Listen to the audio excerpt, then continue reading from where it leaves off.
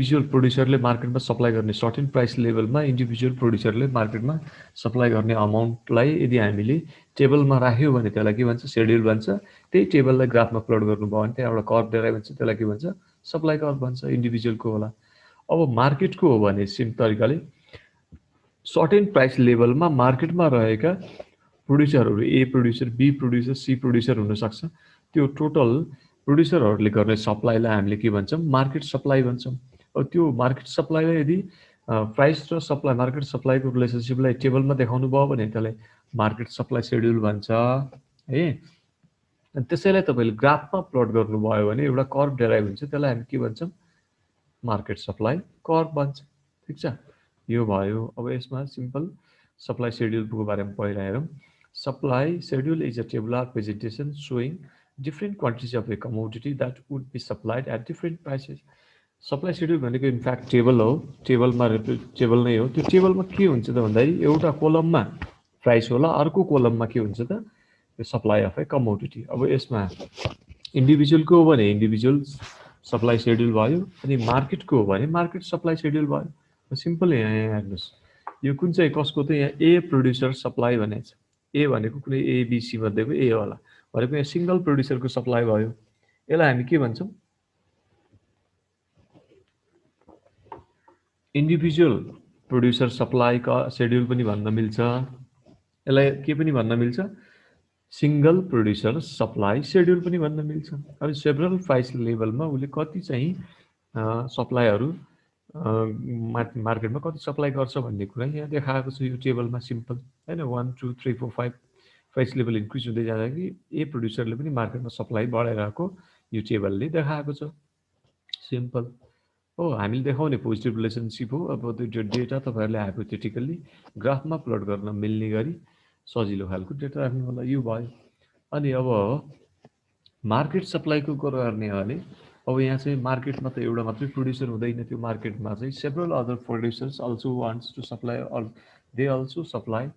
commodities अब यसमा A producer होला बी होला सी होला र ए बी र सीले सर्टेन प्राइस लेभलमा सेम खालको रेस्पोन्स दिन्छ भन्ने ग्यारेन्टी छैन हैन त्यो responses may differ at different level of prices जस्तो 1 रुपीस प्राइस हुँदाखेरि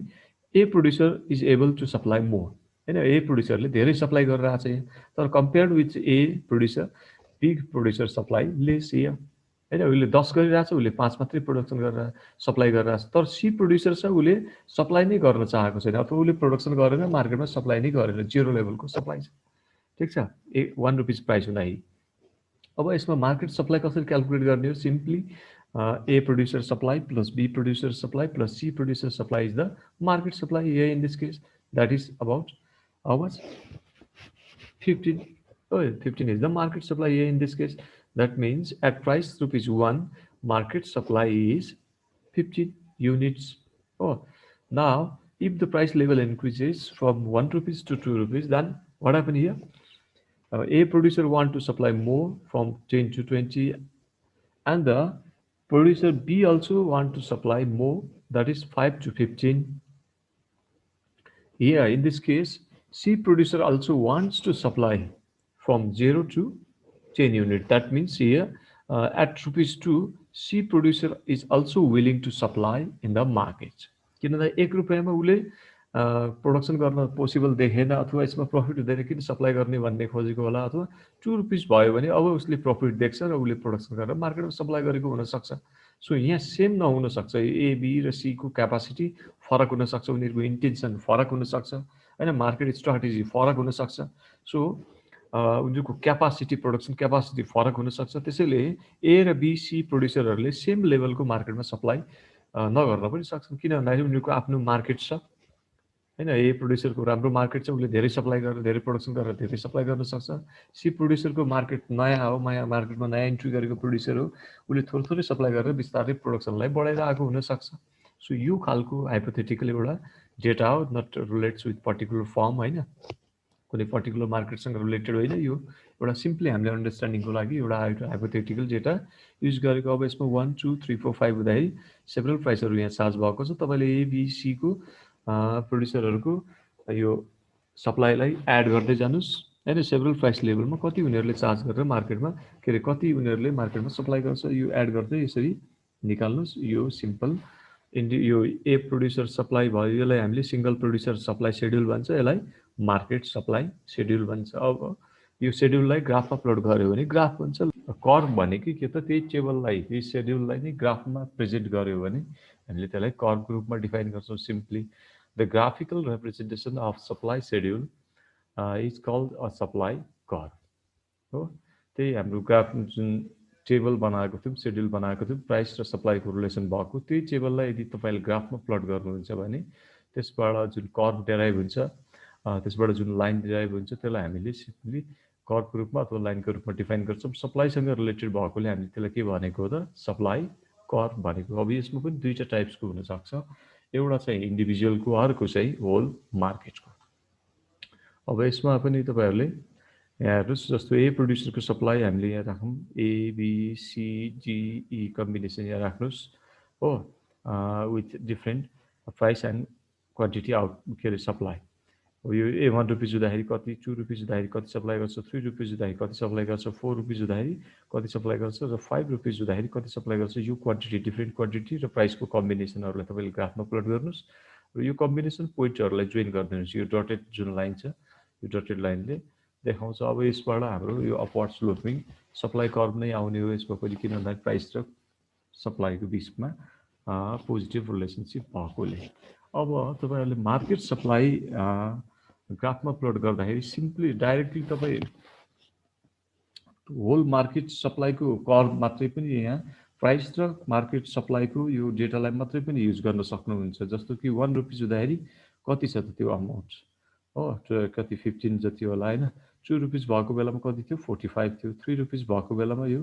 75 जति थियो अनि 4 रुपिस हुँदाखेरि 105 थियो र 5 रुपिस हुँदाखेरि टोटल कति थियो त 145 थियो सो तपाईँहरूले डाइरेक्ट मार्केट सप्लाईको डेटालाई पनि राखेर हेर्न सक्नुहुन्छ अथवा चाहिँ तपाईँहरूले के गर्न सक्नुहुन्छ त त्यो तिनटै प्रोड्युसर ए को सप्लाई प्रोड्युसर बी को सप्लाई प्रोड्युसर सी को सप्लाई राखेर अनि मार्केट सप्लाई पनि राख्न सक्नुहुन्छ मैले तपाईँहरूलाई पहिला पनि भनेको थिएँ त्यो सप्लाई कर्भ डेराइभ गर्दाखेरि सिम्पल दुई तिन वेबाट बुकहरूमा पनि तपाईँ हेर्नुहुन्छ भने दुई तिनवटा तरिकाबाट त्यहाँ त्यो सप्लाई कर्भ चाहिँ डेराइभ गरेको देख्नुहुन्छ एउटामा के हुन्छ त अहिले भर्खरै हामीले गरेको जस्तो यहाँ चाहिँ मार्केट सप्लाई यसरी मार्केट सप्लाई डाइरेक्ट राखेर कर्भ डेराइभ गरेको हुन्छ एउटा हो अनि अर्को तरिकामा के गरेको हुन्छ त